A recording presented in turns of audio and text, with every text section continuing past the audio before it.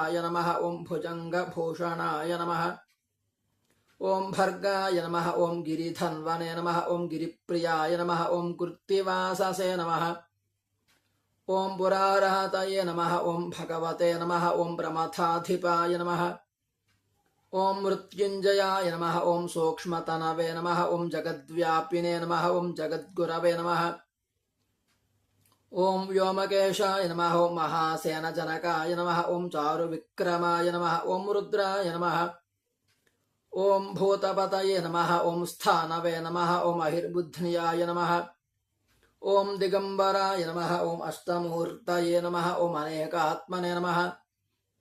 ॐ सात्विकाय नमः ॐ शुद्धविग्रहाय नमः ॐ शाश्वताय नमः ॐ खण्डपरशवे नमः ॐ अजाय नमः ॐ पाशविमोचकाय नमः ॐ मृडाय नमः ॐ पशुपतये नमः